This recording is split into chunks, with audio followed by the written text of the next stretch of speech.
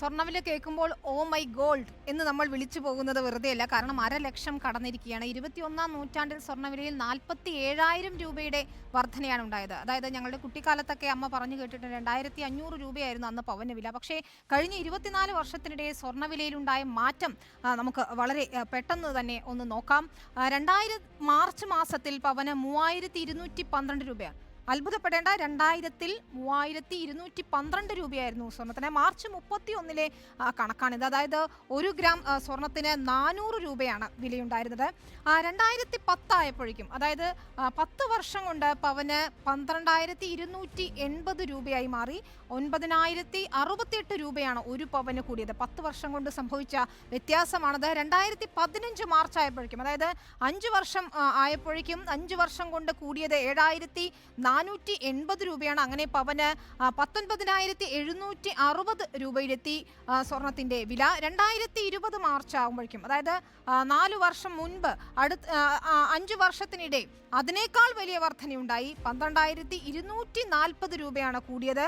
32,000 രൂപയിലാണ് എത്തിയത്. അങ്ങനെ പടിപടിയായ സ്വർണ്ണവില കുത്തനെ കൂടുന്നതാണ് നമ്മൾ കാണുന്നത്. കഴിഞ്ഞ വർഷം 2023 മാർച്ച് ആയപ്പോഴേക്കും പവന് 44,000 രൂപയായി മാറി. 3 വർഷം കൊണ്ട് 12,000 രൂപ കൂടി വർദ്ധിച്ചു.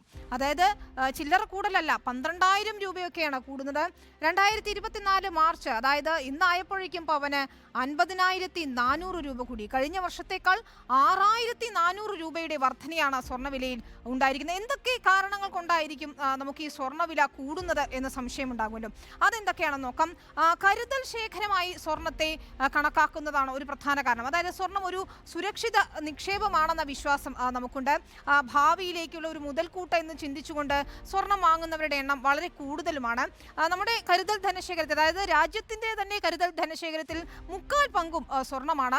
വേൾഡ് ഗോൾഡ് കൗൺസിലിന്റെ കണക്കനുസരിച്ച് ഇന്ത്യയിൽ ഏതാണ്ട് 626 ടൺ സ്വർണ്ണമുണ്ട് എന്നാണ് കണക്കാക്കുന്നത്. അത്തരത്തിൽ നിക്ഷേപമായി സ്വർണം വാങ്ങിക്കൂട്ടുന്നവരുടെ എണ്ണം കൂടിയത് ഈ വില വർധനയ്ക്ക് ഒരു കാരണമായിട്ടുണ്ട്.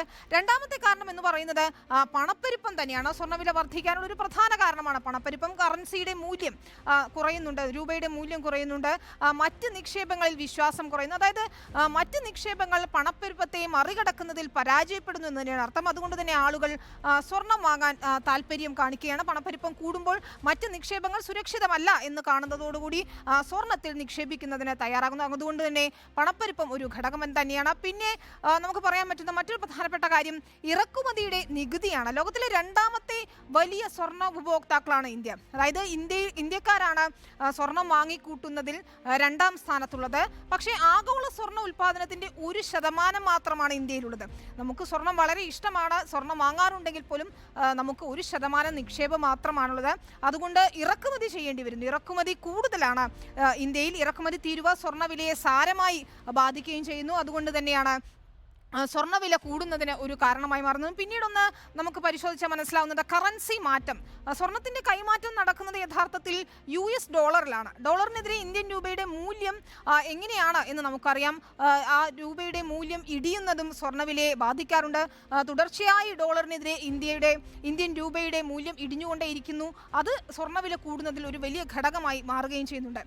ജ്വല്ലറി മാർക്കറ്റുകളിൽ, അതായത് നമ്മുടെ വിവാഹങ്ങളിലും ആഘോഷങ്ങളിലുമെല്ലാം നമുക്ക് മാറ്റി നിർത്താൻ കഴിയാത്ത ഒന്നാണ് സ്വർണം. ഒരു കുഞ്ഞു ജനിച്ചതിൻ്റെ നൂലുകെട്ട് മുതൽ തുടങ്ങുന്നു സ്വർണത്തിന്റെ ആവശ്യം. അതുകൊണ്ട് തന്നെ വിവാഹ സീസണുകളിലും ഉത്സവ സീസണുകളിലും എല്ലാം സ്വർണ്ണവില കൂടുന്നുണ്ട്. ഇപ്പോൾ സ്വർണം വില കൂടിയത് കൊണ്ട് മാത്രമല്ല, ആളുകൾ ഈ സ്വർണത്തിൽ നിന്നും അകന്നു നിൽക്കുന്നുണ്ട് ചിലരെങ്കിലും. അതിൽ നിന്നുള്ള വിശ്വാസം മാറുന്നു. നൂലുകെട്ടിനൊന്നും സ്വർണം വേണ്ട എന്നുള്ള തരത്തിൽ ചിന്തിക്കുന്നവരുമുണ്ട്. പക്ഷേ അപ്പോഴും പലരും, ഭൂരിഭാഗം ആളുകളും സ്വർണ്ണാഭരണങ്ങൾ ധരിക്കാൻ ഇഷ്ടപ്പെടുന്നവർ തന്നെയാണ്. അതും ഒരു ഘടകമാണ്. ഈ ഡിമാൻഡിനനുസരിച്ച് ഒരു വസ്തുവിനും വില കൂടുമെന്ന് നമുക്കറിയാം. പക്ഷേ സ്വർണത്തിന്റെ കാര്യത്തിലും അതുതന്നെയാണ് പ്രധാനപ്പെട്ട ഒരു കാര്യം.